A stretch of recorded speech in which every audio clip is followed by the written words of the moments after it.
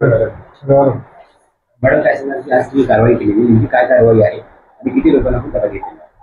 मी police उपनिरीक्षक दीपाली शिंदे, नेमणूक अनैतिक मानवी वाहतूक प्रतिबंधक कक्ष, एसपी ऑफिस जालना। अनैतिक मानवी वाहतूक प्रतिबंधक कक्षाकडे पोलीस स्टेशन पारद येथे दाखल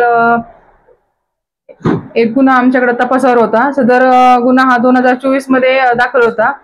जास्त दिवस सदर गुन्ह्यातील जे आरोपी आहे त्याने एक पीडित मुलीस पळून घेऊन गेला होता। तर त्या पीडित मुलीचा आणि त्या आरोपीचा शोध बराच कालावधी उलटून गेल्यानंतर शोध लागत नसल्याने सदरचा जो गुन्हा आहे पारद पोलीस स्टेशनवरून माननीय पोलीस अधीक्षक सो यांच्या आदेशाने ASTU जालनाकडे वर्ग करण्यात आलेला होता। त्यानंतर सदरचा गुन्हा वर्ग झाल्यानंतर सदर गुन्ह्यातील जो तपास आहे तपासामध्ये आम्ही सदर पीडिता आणि मुलीचा तांत्रिक विश्लेषण तसेच गुप्त बातमीदारामार्फत माहिती घेतली असता आम्हाला सदरचे आरोपी व पीडित आहे वाळूंज छत्रपती संभाजीनगर येथे राहत असल्याबाबत खात्रीलायक बातमी मिळाल्यावरून ASTU जालनाच्या टीमने छत्रपती संभाजीनगर येथे वाळूंज परिसरामध्ये जाऊन पीडिता आणि आरोपीचा शोध घेतला असता तर ते दोघेही मिळून आलेले आहेत आणि त्यांना रितसर ताब्यात घेऊन आता पुढील कारवाई आम्ही पोलीस स्टेशन पारद येथे आम्ही हजर करत आहोत। सदरची जी कारवाई आहे